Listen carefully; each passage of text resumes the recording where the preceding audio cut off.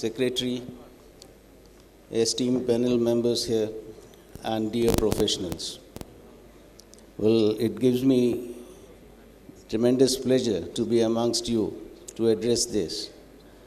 All of you who are involved in very intense discussions in this particular law, which is more than 7 years old now, and the discussions, the feeling which I get is that the law is not very simple, either from the compliance point of view or even from the regulatory point of view. So I thought I'll just share my perception about what is the law in similar conditions in other countries, and GST, what is the way forward? Well, it's one of the most important laws of independent India, which has made India an economic union, in the sense that in a diverse country like India, where the taxation is divided among the federal government, the state government, and now even the local government, having a one law which is applicable pan-India was a very difficult proposition. But somehow, through discussions, through all that, it has become a reality. But then there are many things which are still to be sorted out. Any taxation law for that matter, since we happen to audit this particular law and see that how best it is delivering, we have examined all aspects, the way it is conceived, the way it was, the whole law was developed, implemented, and then post-implementation, what are the issues. So there are many things which come to our mind, and perhaps it is necessary to mention those things in these platforms so that we are able to form an opinion what is the way forward. Well, any law for that matter, if you want to say whether it is working well, is the collections and the ease with which it makes those collections, what is the cost of those collections, and in the process, is the business running smoothly. At the moment, India is a $4 trillion economy, but the way we are growing at more than 10% in nominal terms, say 25 years from now, we are going to be a very big economy, say to the tune of, say, $30 trillion or so.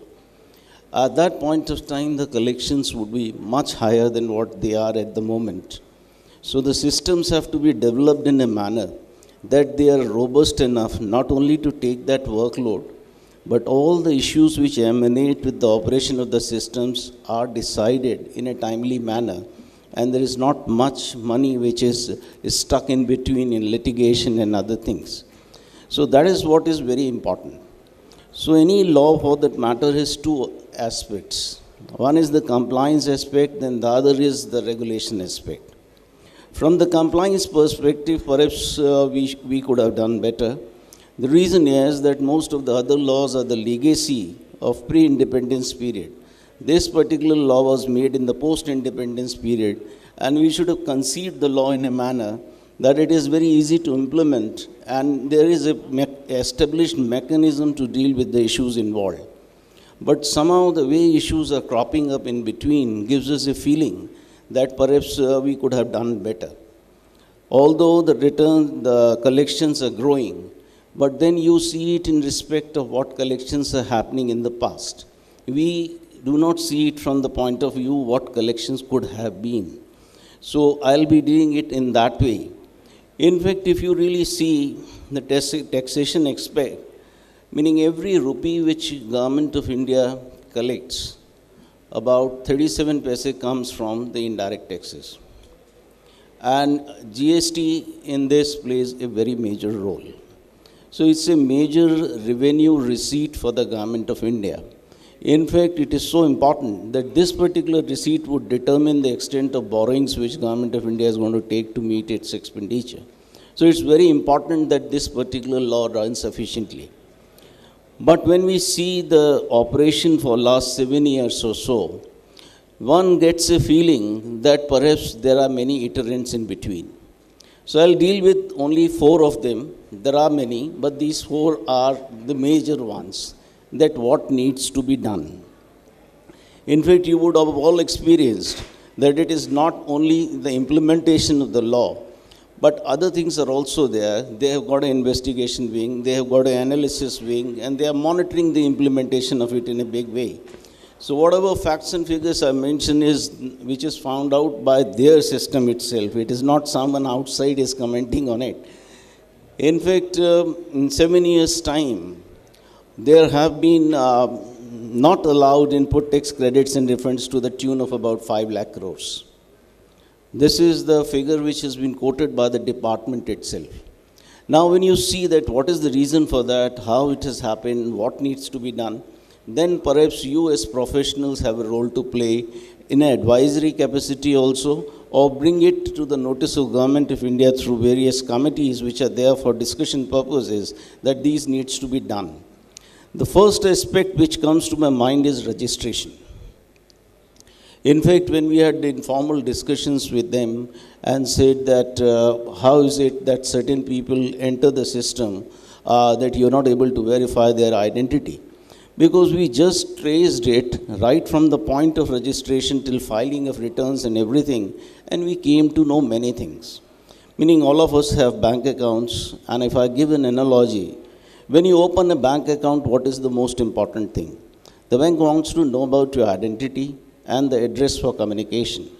These are two vital things which are important to say that you are the person whom they are identifying to deal with, and this is the place you reside. But in GST, when we see the registrations the way they were introduced, the identity of the person could not be very strictly determined, which resulted in certain persons entering the system whom the department could not recognize.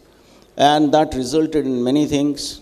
That resulted in raising of fake invoices, that resulted in persons filing claim for credits as well as refunds, and a whole number of shell companies which were in between through which it was done. So perhaps the first step which they need to do is to purge their system and have a very robust registration process. Meaning nowadays you would have seen that even in the bank accounts and all, there are applications through which a person can be registered and even geotagged, so that the place from where he is registering also becomes possible.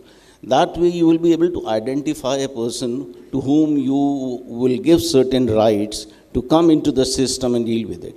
So for the robustness of any system, it is very important that at the first point itself the controls are so strong that no one can enter the system who is not a genuine person, who is not a dealer, who will not be providing goods and services. So whatever needs to be done at this stage, it is very, very important, because if you are able to control that, then perhaps the subsequent steps become easier. The other thing is that invoice, there are certain things which were earlier conceived but never come into practice, was invoice matching and other things. But imagine a situation in which, say, every invoice is raised through the GSTN system, meaning every dealer is given a user ID and a password, he enters the system and raises an invoice from there. So if you have raised invoice from a single point, you will have a serial control over it, and in a computerized environment which we all function, it is very possible that the whole trail of transaction is created and the automatic postings are done in different accounts and they get the credit later on. And there is an evidence whether he is actually paid or not. Meaning there have been instances when we see that someone has claimed input tax credit, but when we trace the transaction back and say the original from which he bought, that person has never deposited the tax into the system, which results in person claiming credits and refunds when the original amount has not come into the system. We only get the figures which are there of collections, which is gross collections. But if you see Government of India accounts, you will appreciate that if gross collections are the tune of say 18 to 20 lakh crores, the net collection is just 12 or 13 lakh crores. The rest is all credit and refunds. Credit, if it is a genuine credit, is not an issue. Refund, if it is a genuine refund, it's not an issue. But what about the fake?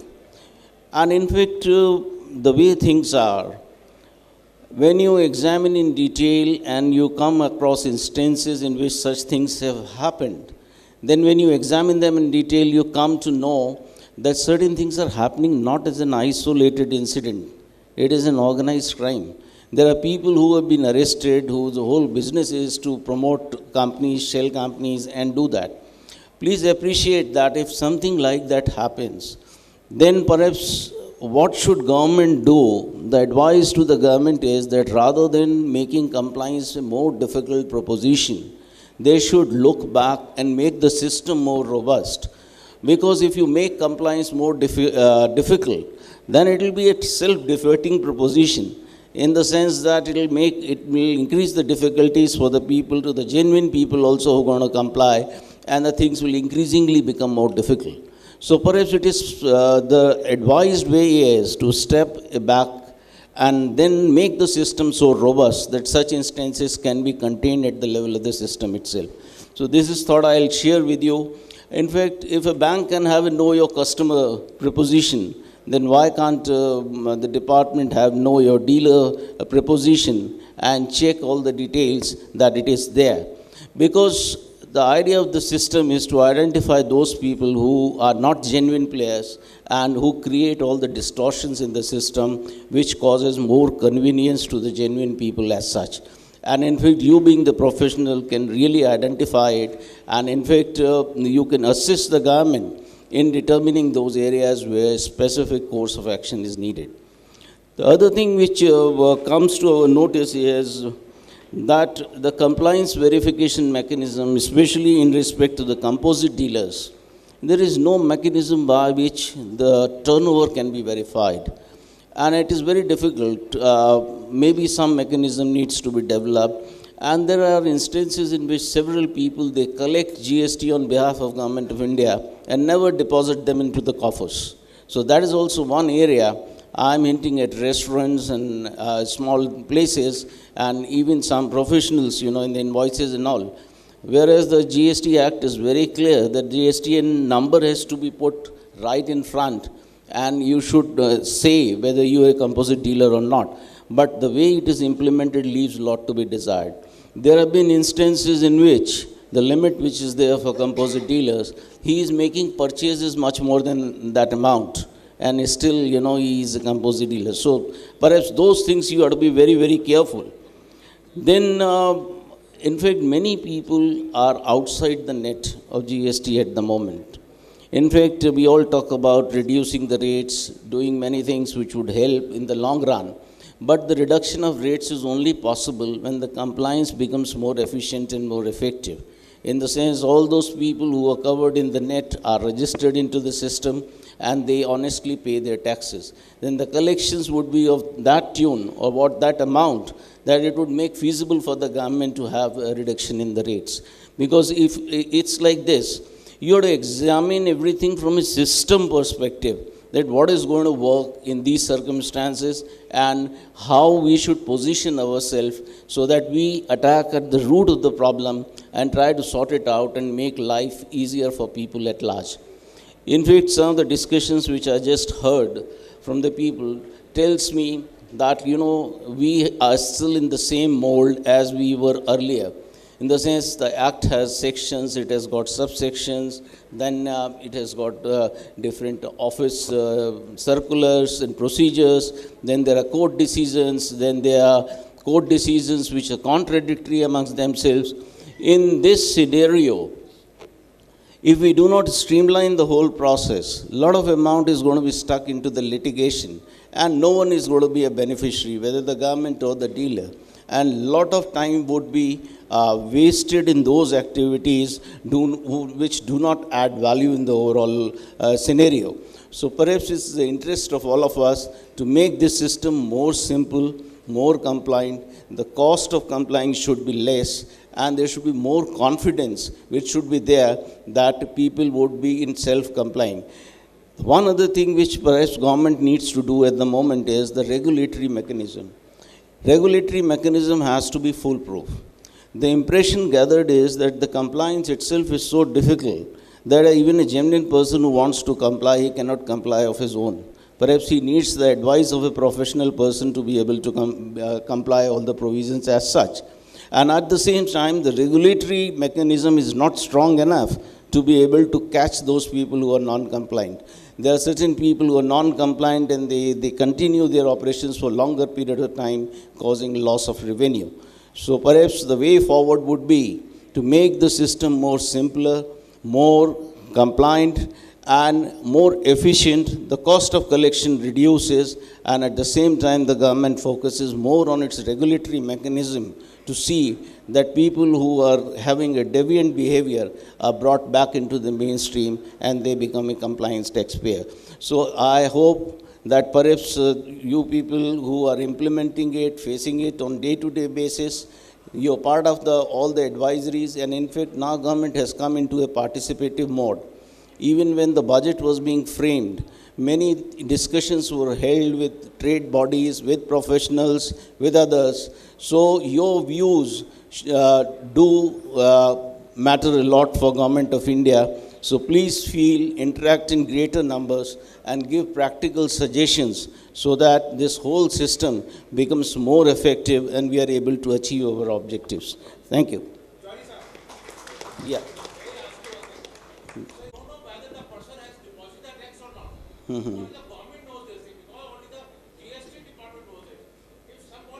True. In fact, we are conceiving a system. See the direct taxes system.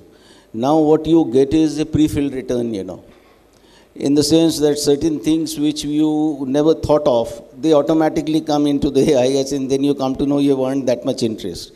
So I think GST, what is more important is that the person, when he is filing his return, he can see everything. And there is a color coding to determine that whether he has actually paid or not. And if it is not paid, it may be a red color coding or something to say he has not paid at the moment. So perhaps he doesn't need to take credit for that which has not been paid.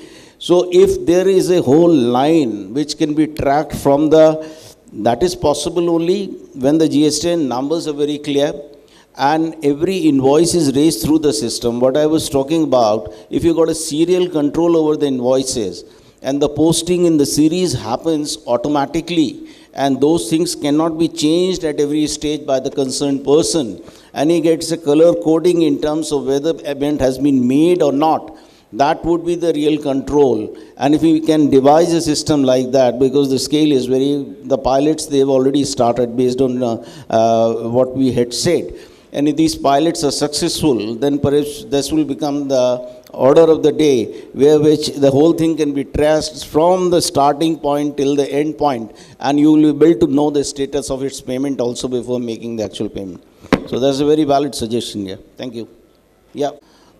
Because GST is so widespread throughout the country, and giving viewing rights to every person, the remote locations and the way the conditions they are in, the connectivity, the other issues, how feasible it is an option from the operational point of view will have to be seen.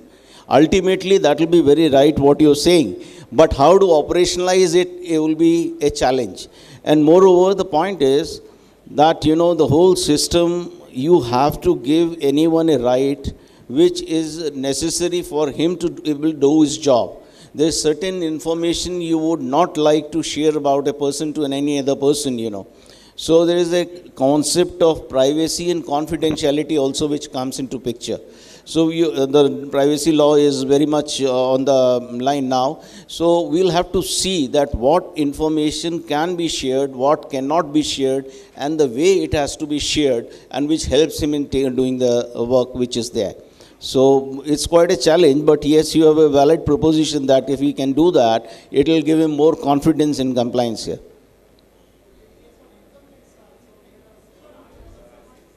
Mm-hmm.